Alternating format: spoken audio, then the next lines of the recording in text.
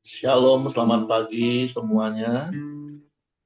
Bersyukur, berterima kasih pada Tuhan. Kalau pagi hari ini kita boleh bangun lagi dengan tubuh yang diberkati, dengan kekuatan kesehatan yang baru yang datang daripada Tuhan. Dan kita boleh bersama-sama lagi datang bersyukur kepada Tuhan, menaikkan pujian, penyembahan sepanjang hari-hari ini. Bapa, kami bersyukur, kami berterima kasih kepadamu. Terima kasih buat pemeliharaan,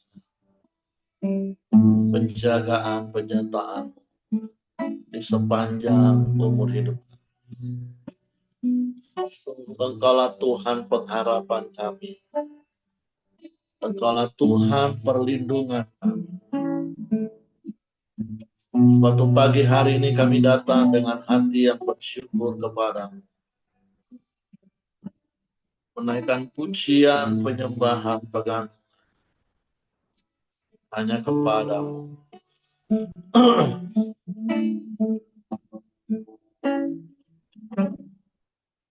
Tuhan, Kaulah pengharapanku. Ku percaya hanya kepadamu,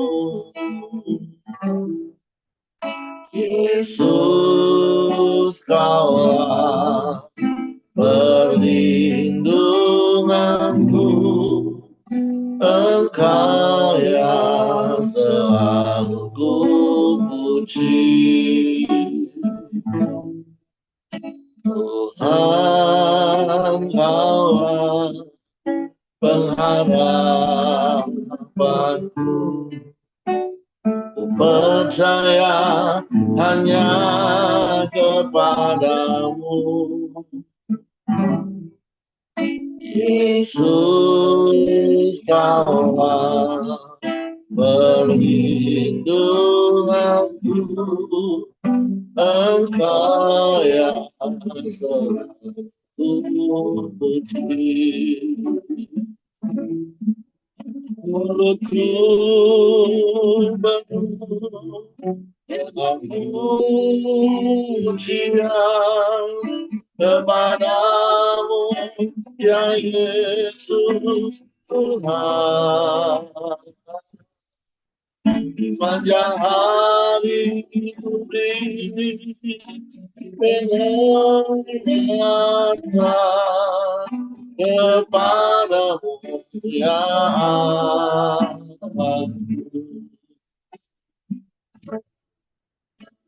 Tuhan, Kaulah pengharapan. Percaya hanya kepadamu, Yesus. Kaulah perlindunganku, Engkau yang selalu puji. Mulutku penuh dengan pujian kepadamu, ya Yesus Tuhan. Sepanjang hari ku beri penghormatan kepadamu, ya Allah. Mulutku penuh dengan pujian kepadamu, ya Yesus Tuhan. Sepanjang hari ku beri penghormatan kepadamu, ya Allah.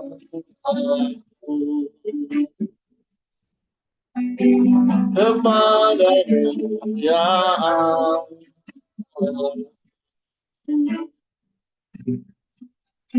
Kepadamu ya Allah. Ya Allah.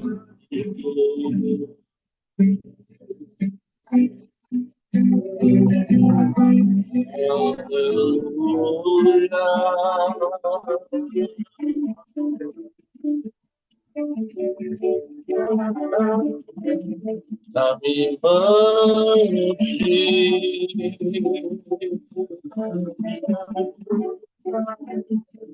kami menyembah,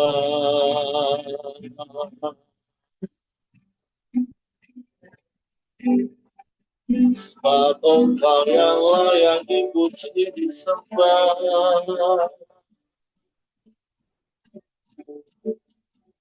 Sebab Kaulah Tuhan perlindungan kami,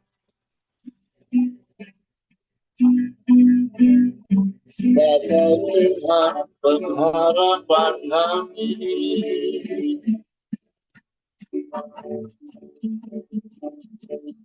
Hanya padamu hati kami percaya. Hanya kepadamu.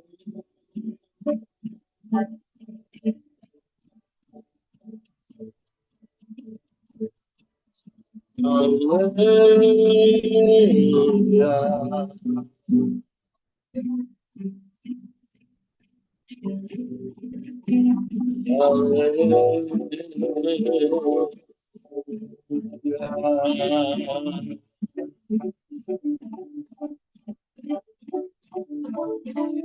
Terpujilah namamu, terpujilah namamu, Yesus.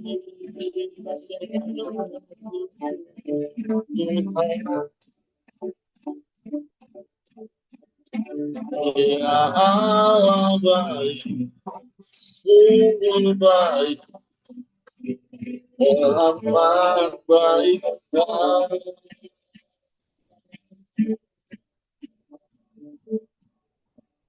Tidak ada yang sama seperti itu. Tidak ada yang lain selain Engkau. Hanya kepadamu hati kami percaya.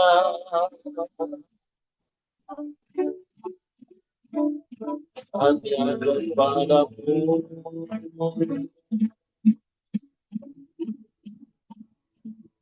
hanya kepadamu.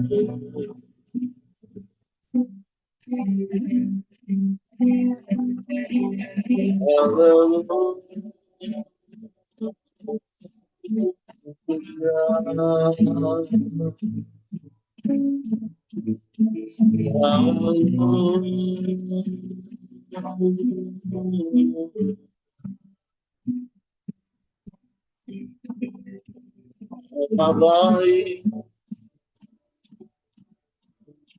sungguh baik,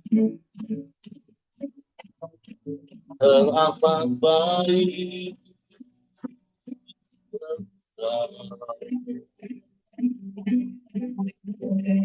Haleluya.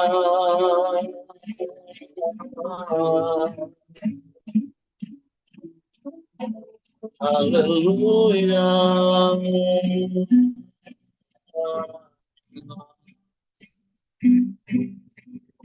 Terpujilah namamu, terpujilah namamu, Yesus, Yesus Tuhan.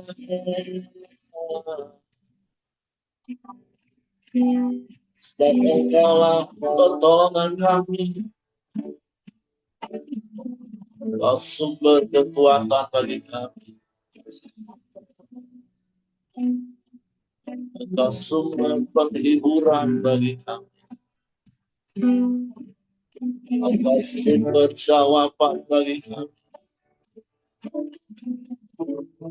Hanya kepadamu hatiku percaya.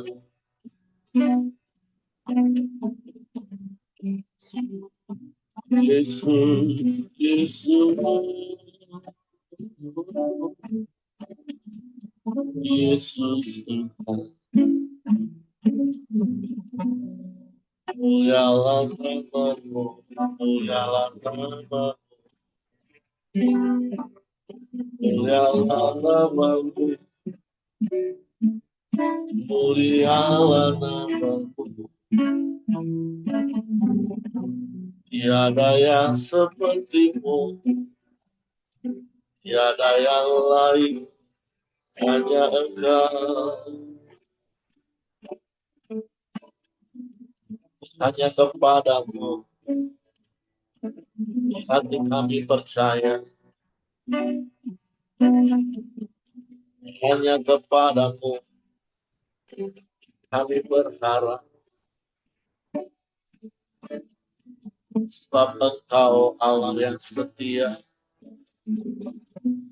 Kau yang tak pernah ingkar janji. Tiada yang mustahil bagimu, tiada yang mustahil bagi orang yang percaya kepadamu. Kau dapati hati kami percaya kepadamu, berserah penuh dalam tangan, menyerahkan hidup, roh, jiwa, tubuh. Kehendak-Mu yang terbaik bagi kami. Terima kasih, terima kasih. Haleluya, haleluya, haleluya, haleluya, haleluya. Ajaib, ajaib, Kau Tuhan, mulia, mulia, mulia.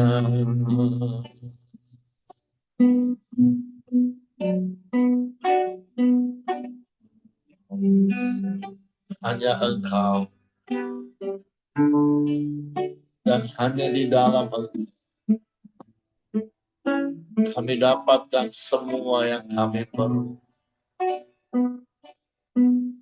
Engkau lebih dari cukup bagi kami.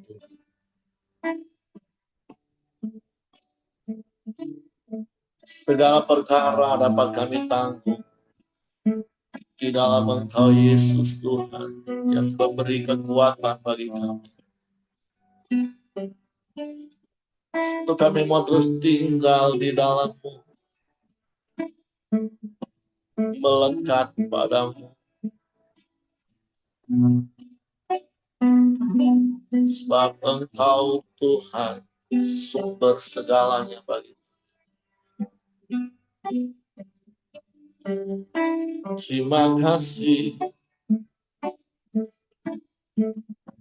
Bukan karena kuat gagah kami, bukan karena hebat kami, tapi semua hanya karena kasih karunia.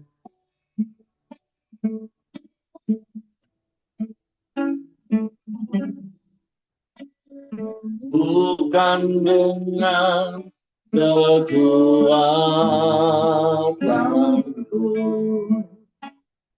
ku dapat jalani hidupku,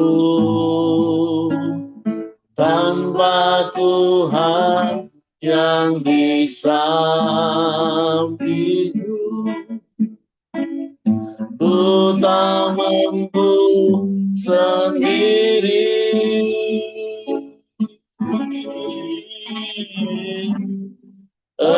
Engkaulah Tuhanku yang menopangku, ku pandang wajah-Mu dan berseru Yesus, pertolonganku datang dari-Mu. Peganglah tanganku, jangan lepaskan, Kaulah harapan dalam hidupku.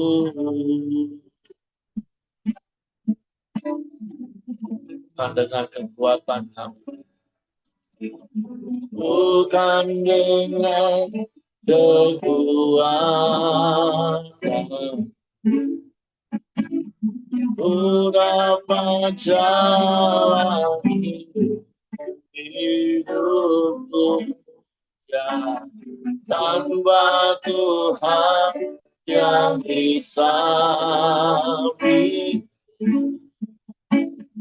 ku tak mampu sendiri.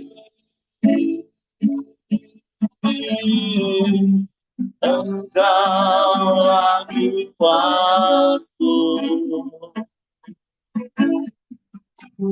yang menopangku, ku pandang wajah-Mu dan berseru Yesus, pertolonganku datang dari-Mu. Peganglah tanganku, jangan lepaskan, Kaulah harapan dalam hidupku. Ku pandang wajah-Mu dan berseru Yesus, pertolonganku datang dari-Mu. Peganglah tanganku, jangan lepaskan, Kaulah harapan dalam hidupku. Sekali lagi katakan, ku pandang wajah-Mu dan berseru Yesus, pertolonganku datang dari-Mu. Peganglah tanganku, jangan lepaskan, Kaulah harapan dalam hidupku. Kaulah harapan dalam hidupku. Kaulah harapan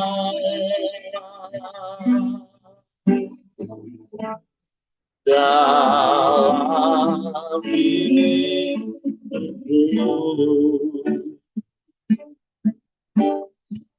Sungguh Engkaulah harapan dalam hidup kami satu-satunya. Engkaulah Tuhan perlindungan dan kekuatan kami untuk menjalani hari-hari hidup kami dengan setiap pergumulan masing-masing dalam hidup kami. Ebenezer, sampai sejauh ini Engkau Tuhan yang telah menolong kami, sehingga kami boleh ada sebagaimana kami ada di dalam setiap keadaan kami.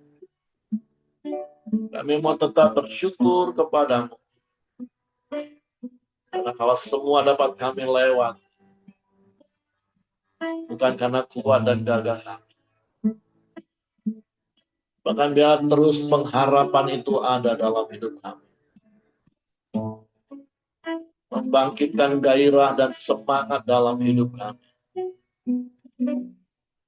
itu terus berharap bahkan bersuka cita di dalam Tuhan, dalam segala keadaan kami. Teguhkan kami lagi dengan firman-Mu pagi ini. Suatu kami buka hati kami untuk firman-Mu pagi ini.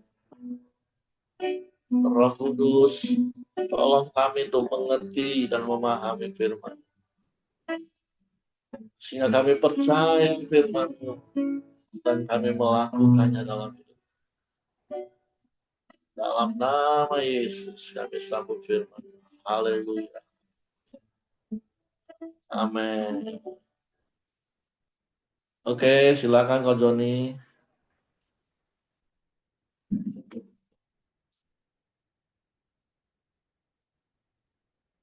Oke, Kak Joni Samuel.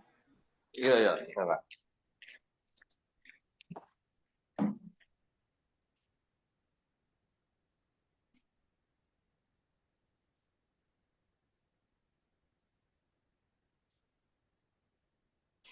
Ya, shalom semua. Shalom.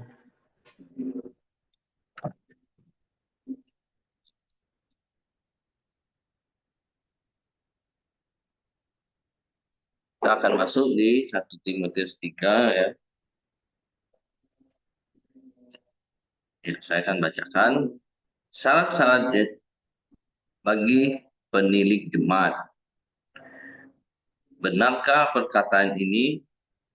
Orang yang menghendaki jabatan penilik jemaat menginginkan pekerjaan yang indah. Karena itu, penilik jemaat adalah seorang yang tak bercacat suami dari satu istri, dapat menahan diri, bijaksana, sopan, suka memberi tumpangan, cakap mengajar orang. Bukan peminum, bukan pemarah, melainkan peramah, pedamai, bukan hamba uang. Seorang kepala keluarga yang baik, sekali dan dihormati oleh anak-anaknya. Jikalau seorang tidak tahu mengepalai keluarganya sendiri, bagaimanakah ia dapat mengurus jemaat Allah? Janganlah ia seorang yang baru bertobat, agar jangan ia menjadi sombong dan kena hukuman iblis.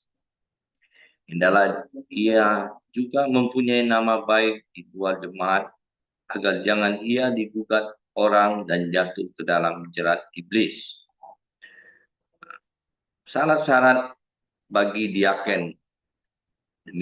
Demikian juga diaken-diaken haruslah orang-orang terhormat. Janganlah bercabang lidah, janganlah penggemar anggur, janganlah serakah. Melainkan orang yang memelihara rahasia iman dalam hati nurani yang suci.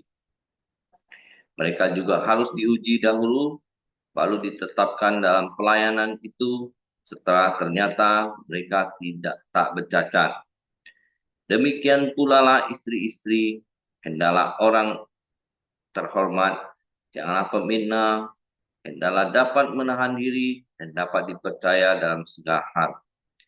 Diaken haruslah suami dari satu istri dan mengurus anak-anaknya dan keluarganya dengan baik. Karena mereka yang melayani dengan baik melalui kedudukan yang baik, sehingga dalam iman kepada Kristus Yesus mereka dapat bersaksi dengan leluasa. Jemaat Allah, dasar dan penopang kebenaran. Semuanya itu kutuliskan kepadamu, walaupun kuharap segala dapat mengunjungi engkau. Jadi jika aku terlambat, sudahlah engkau tahu bagaimana orang harus hidup sebagai keluarga Allah, itu jemaat dari Allah yang hidup, tiang penopang dan dasar kebenaran. Dan sesungguhnya agunglah rahasia ibadah kita.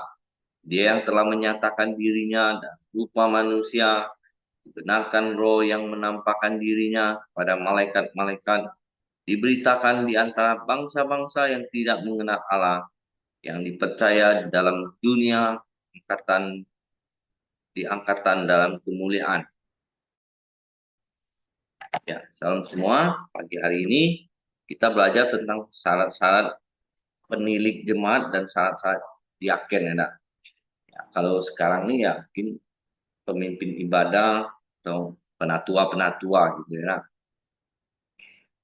Jadi firman kalau Rasul Paulus mengajarkan ya, sebagai pemimpin-pemimpin jemaat ini ya harus seorang yang tidak bercacat, maksudnya tidak yang kelakuan hidupnya bisa menjadi berkat dan teladan.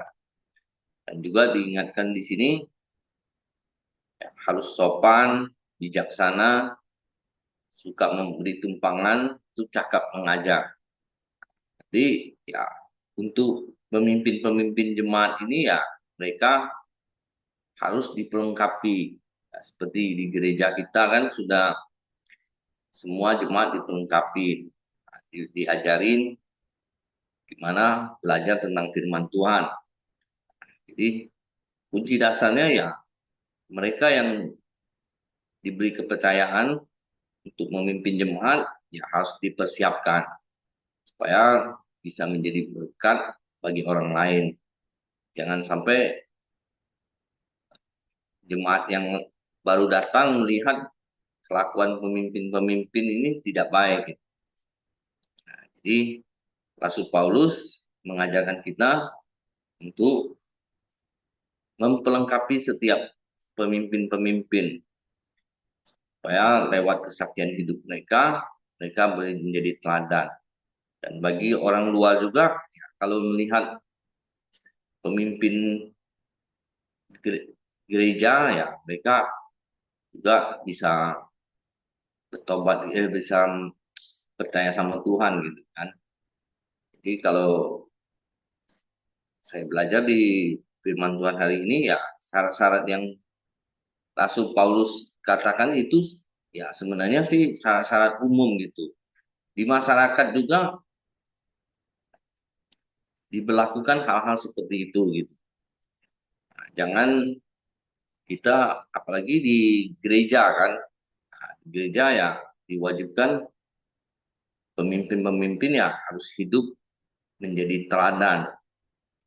Nah, jadi untuk menjadi teladan ya mereka perlu dipelengkapi gitu. Kalau di gereja kita kan sudah kita lihat sudah semua sudah kita terima dari pengajaran mengenal Tuhan, pengajaran tentang melakukan firman Tuhan, membagikan firman Tuhan. Jadi ya kalau saya lihat di gereja kita nih sudah cukup bagus gitu. Tinggal pribadi kita lagi. Kalau kita sadar bahwa hidup kita ini dilihat orang gitu. Makanya kita wajib menjalankan firman Tuhan sebaik-baiknya. Jangan sampai kelakuan kita justru menjadi menghambat orang untuk datang kepada Tuhan.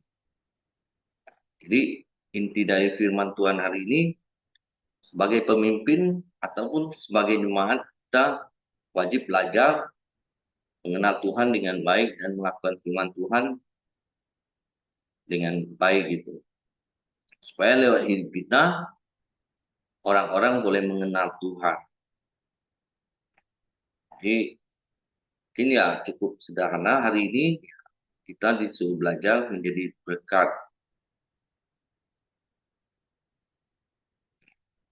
Supaya ya dalam keluarga juga ya paling penting kan ya kita memulai belajar tuh mempraktekannya dari keluarga. Ya di sini juga kan disinggung tentang keluarga ya. Jadi menjadi ayah yang baik dan istri yang bijak itu dalam keluarga. Karena yang menentukan masa depan anak kita itu adalah dari keluarga. Saat mereka melihat orang tua mereka hidupnya baik, aman, sungguh-sungguh sama Tuhan ya, anak-anak pasti akan ikut gitu. Tapi kalau keluarga yang sering ribut, anak-anak jadi mereka juga malas di rumah jadi. Sehingga mereka cari pergaulan di luar gitu. Jadi firman Tuhan hari ini ya saya dapatkan ya kita memulai belajar dan mempraktekkan firman Tuhan itu dimulai dari keluarga. Sebelum kita dipercayakan untuk memimpin jemaat. Jadi ya di sini kita diingatkan untuk saling menjaga juga. Ya, karena tidak semua orang kan bisa mempraktekkan firman Tuhan itu dengan baik. Lewat komunitas, ya kita belajar saling mengingatkan, saling mengajar, saling mendidik. Supaya kita bisa sama-sama mempraktikkan firman Tuhan dan lewat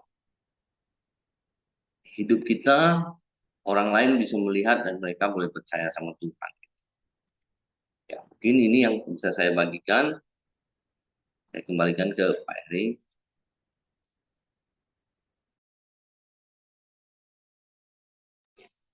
Oke, terima kasih untuk Ko Joni.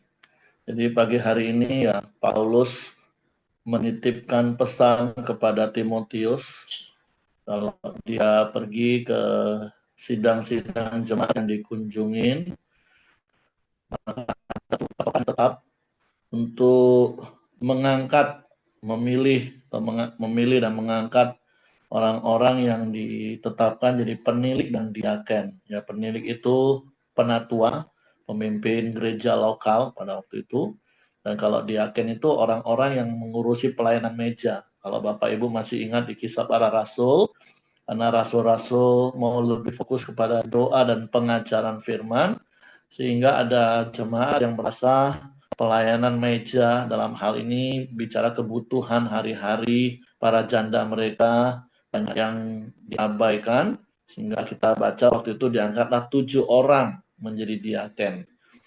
Nah, tentu syarat-syarat ini ya berlaku sampai hari ini bagi orang-orang yang menghendaki pekerjaan yang indah seperti di ayat yang pertama dari 1 Timotius.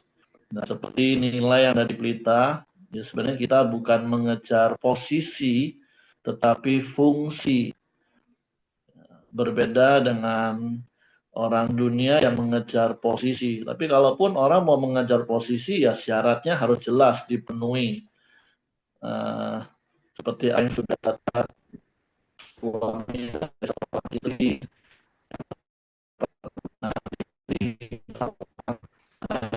itu bukan kalangan jemaat. Di ayat yang ke-7 tadi juga dikatakan, hendaklah ia juga mempunyai nama baik di luar jemaat, agar jangan ia digugat orang dan jatuh ke dalam jerat iblis. Nah, tentu ini harusnya bukan hanya sebatas syarat bagi seorang pemimpin tentunya. Bersyukur di Pelita ada pemuritan pria, pemuritan wanita, karena memang kita konsen betapa kan gereja itu adalah kumpulan dari keluarga-keluarga. Dan coba bayangin kalau gereja itu setiap prianya berfungsi sebagai sumber yang benar, memenuhi syarat-syarat apa yang disampaikan oleh Paulus kepada anak didiknya. Dan sekali lagi tentulah ini bukan hanya syarat untuk menjadi seorang penatua atau diaken, tapi seharusnya ini menjadi hal yang dilakukan oleh setiap keluarga-keluarga Kristen. Suami, istri, orang tua, anak, mereka sama-sama hidup di dalam kebenaran firman Tuhan, mempraktekkan firman Tuhan. Sehingga bukan saja di kalangan jemaat kita dikenal sebagai keluarga yang baik, tapi bahkan di dunia bisnis, di dunia luar gereja, di mana kita juga bersosialisasi, biarlah kita mempunyai nama baik. Dan berkali-kali saya katakan, kita tidak perlu mempertahankan harga diri, tapi yang memang perlu kita jaga itu nama baik kita. Dan bagaimana cara kita menjaga nama baik? Gampang, sederhana. Berbuat baik saja. Bukankah Efesus pasal 2 ayat 8, 9, dan jangan lupa ayat 10 berkali-kali saya katakan, kita ini buatan Allah diciptakan dalam Kristus Yesus untuk melakukan pekerjaan baik yang Allah sediakan sebelumnya dan ia mau kita hidup di dalamnya. Nah, saya percaya Bapak Ibu ketika kita praktek dengan fondasi kekristenan yang benar, bahwa ketika kita mengaku di mulut, percaya di hati, Yesus satu-satunya Tuhan dan Juru Selamat, maka seketika itu juga kita menerima anugerah hidup kekal, kita lahir baru, kita menjadi ciptaan baru, dan kemudian tentu kita akan hidup baru di dalam pekerjaan baik yang Allah sediakan, yaitu firman Tuhan, yang dari hari ke hari kita baca, kita renungkan, dan kita lakukan satu demi satu, terus kita lakukan firman Tuhan, maka otomatis, berkali-kali saya suka menggunakan kata otomatis, kita akan menjadi orang yang baik. Karena di ayat yang ke-6 tadi juga dikatakan jangan orang yang baru bertobat, karena belum teruji, supaya jangan nanti dia sombong. Makanya tadi ada ayat 10 harus diuji lebih dahulu. Dan tentu setiap kita ketika kita memiliki hati yang tulus, sebagai ungkapan rasa syukur kita diselamatkan, ya kita nggak akan tersinggung kalaupun harus diuji. Tentu waktulah yang akan menguji dan menentukan apakah kita memenuhi syarat itu. Sekali lagi, menurut saya tentu ini bukan hanya untuk jadi syarat untuk pemimpin, seperti yang pernah saya katakan, bahkan saya selalu sampaikan kepada jemaat, jangan kalau penatua itu dituntut harus 100% sempurna. Kalau pemimpin ibadah, ya 80% masih oke lah, 20%-nya hau-hau nggak apa-apa lah. Atau kalau pelayan, ya 60%, dia oke, 40%-nya masih amburadul, ya nggak apa-apa lah namanya. Apalagi jemaat awam. Nah, dan berkali-kali saya katakan, di dalam Tuhan, di dalam Kristus tidak ada kasta seperti itu Bapak Ibu. Tidak ada kasta penatua harus lebih hebat, lebih sempurna. Walaupun tentulah dengan kesadaran diri ketika kita menjadi pemimpin, ya kita adalah teladan hidup. Makanya ada syarat-syarat yang ditentukan oleh Paulus yang dititipkan kepada anak didiknya Timotius. Tapi sekali lagi, kalau kita baca di ayat yang ke-15, Paulus ngomong gini, jadi jika aku terlambat, sudahlah engkau tahu bagaimana orang harus hidup sebagai keluarga Allah, yakni jemaat dari Allah yang hidup, tiang penopang dan dasar kebenaran. Jadi gereja itu kan keluarga Allah.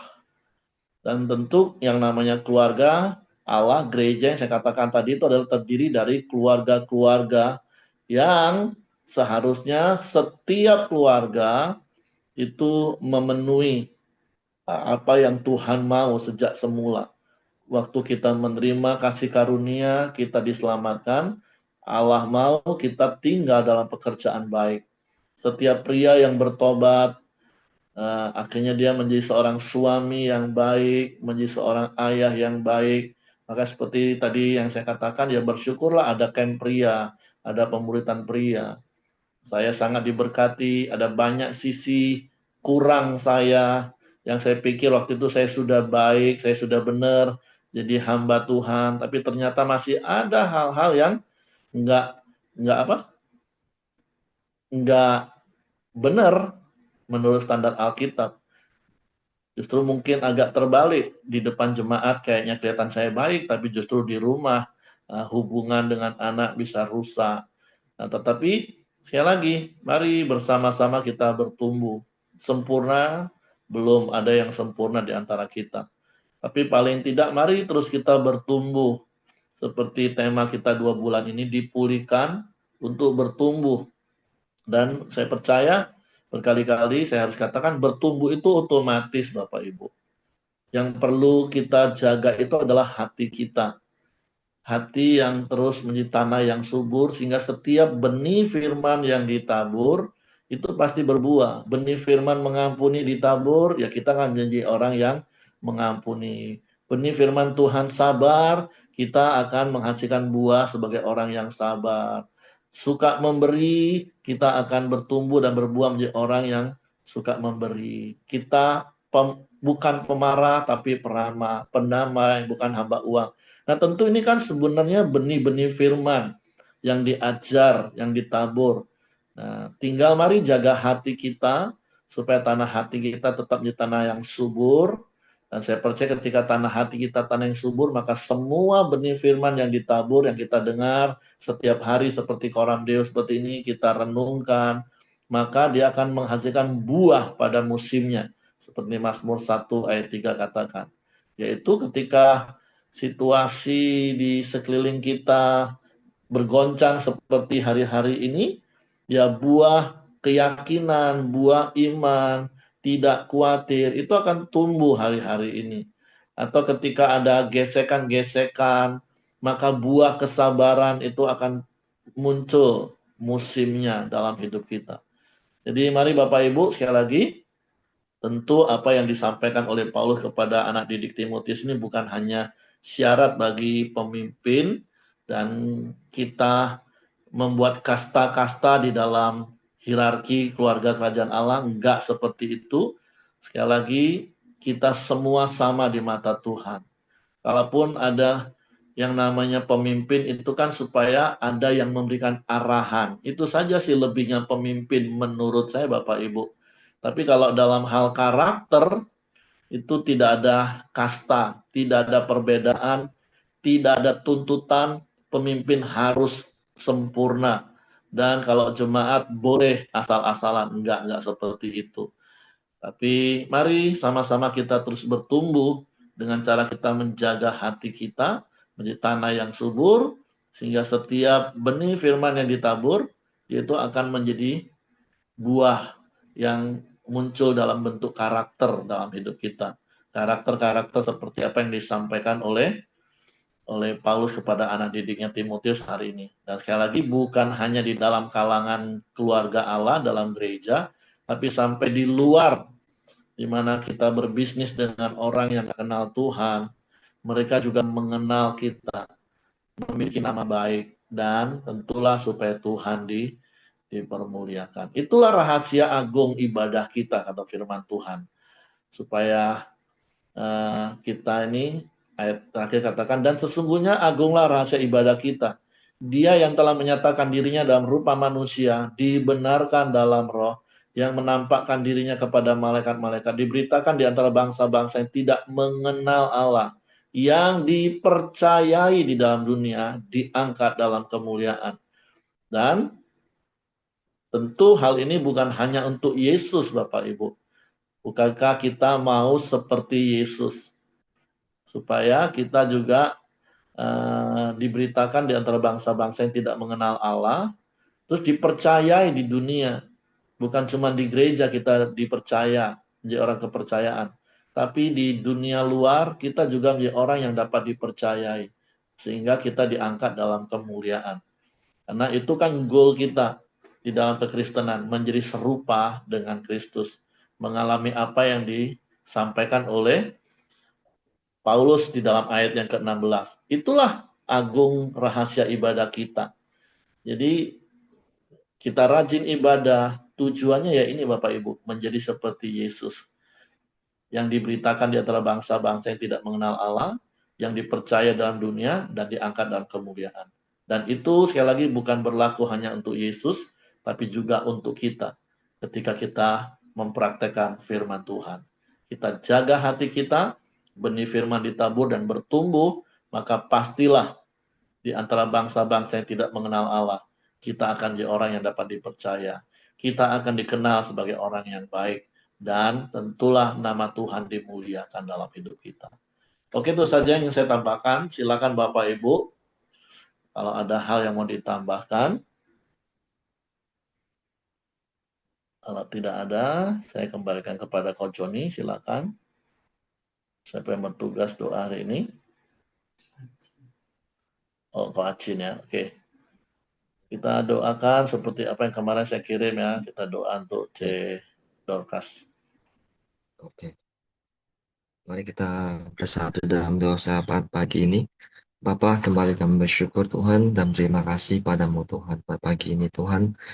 Bila kami telah memuji, menyembah-Mu Tuhan. Terima kasih buat firman-Mu pagi ini Tuhan. Bila hidup kami terus Tuhan menjadi teladan di dalam keluarga kami Tuhan. Bila kami terus meneladani, terus menghidupi firman-Mu di dalam hidup kami Tuhan. Terima kasih Tuhan, sehingga kami boleh berdampak buat sekitar kami Tuhan. Terima kasih Tuhan. Dan juga Bapak kami juga berdoa Tuhan buat Ko Joni Samuel Tuhan yang telah membagikan firman-Mu Tuhan. Bila Tuhan memberkati Tuhan, Tuhan berikan hikmat dan kelimpahan buat dia Tuhan. Tuhan berkati keluarganya Tuhan, istri dan anak-anaknya Tuhan. Tuhan juga sertai Tuhan, campur tangan dalam usaha tokonya Tuhan. Tuhan yang menyediakan setiap pelanggan kepada dia Tuhan. Terima kasih Tuhan, kami serahkan keluarga Ko Joni Samuel ke dalam tangan kasih-Mu dan pimpinan-Mu Tuhan. Dan juga saat ini kami mau satu hati Tuhan, kami mau berdoa buat Ibu Dorcas ya Tuhan, yang saat ini dalam kondisi lemah tubuh ya Tuhan. Bilang Engkau menguatkan ya Tuhan, di dalam nama Yesus Tuhan. Dan juga Tuhan rencana buat malam ini Tuhan, buat MRI Tuhan. Biarlah Tuhan campur tangan Tuhan, biar ada penyertaan-Mu Tuhan malam ini Tuhan. Kami percayakan prosesnya ke dalam tangan kasih-Mu Tuhan. Biarlah Tuhan berikan kekuatan dan juga pemulihan-Mu Tuhan. Tuhan juga biarlah Tuhan dalam setiap hati Dorcas Tuhan terus berpengharapan pada Engkau Tuhan. Di saat ada jalan keluar mungkin Tuhan, kami percaya Tuhan bagi Engkau tiada yang mustahil Tuhan. Biar bilin-bilin-Mu memulihkan dan menyembuhkan-Mu Tuhan. Terima kasih Tuhan juga menguatkan anak-anak di sampingnya Tuhan. Terima kasih Tuhan. Kami serahkan semua proses MRI ini Tuhan ke dalam tangan pimpinan-Mu Tuhan. Terima kasih Tuhan, kami serahkan semuanya Tuhan. Yang percaya Tuhan hasil yang terbaik yang daripada-Mu Tuhan. Dan juga Bapak, kami juga mau terus berdoa Tuhan buat Pak Ongko ya Tuhan. Kami menyerahkan juga Tuhan Pak Ongko Tuhan di hari-hari tuanya Tuhan. Biarlah Tuhan terus memimpin juga Tuhan. Tuhan berikan kesehatan Tuhan. Tuhan juga berikan kekuatan Tuhan. Taruhkan hati yang damai sejahtera buat di dalam Pak Ongko ya Tuhan. Tuhan juga terus memberikan kekuatan Tuhan buat orang yang menjaganya dan merawatnya Tuhan. Terima kasih Tuhan. Kami juga mau berdoa Tuhan bersatu hati buat bangsa negara Indonesia Tuhan. Kami mau melepaskan berkat Tuhan buat bangsa Indonesia. Berkat damai sejahtera buat bangsa Indonesia Tuhan. Yang dalam kondisi bangsa Indonesia yang tidak baik-baik ini Tuhan, kami percaya Tuhan, biar Tuhan menawarkan hikmat Tuhan kepada setiap pemimpin yang ada. Dari Presiden, Wakil Presiden Tuhan. Sehingga setiap keputusan Tuhan yang dihasilkan boleh membawa kebaikan buat bangsa Indonesia Tuhan. Terima kasih Tuhan. Kami serahkan bangsa Indonesia ini ke dalam tangan pimpinan-Mu. Mari kita masuk dalam doa Bapa kami. Bapa kami di surga, dikuduskan nama-Mu, datanglah kerajaan-Mu, jadilah kehendak-Mu di bumi seperti di surga. Berikanlah kami pada hari ini makanan kami yang secukupnya, dan ampunilah kami akan kesalahan kami, seperti kami juga mengampuni orang bersalah pada kami. Dan janganlah membawa kami dalam percobaan, tetapi lepaskan kami daripada yang jahat. Karena Engkau yang punya kerajaan, kuasa, dan kemuliaan sampai selama-lamanya. Amin.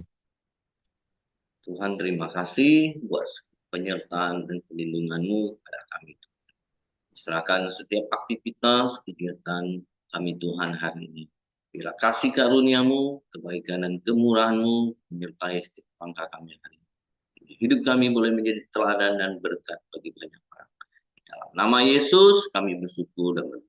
Haleluya. Amin.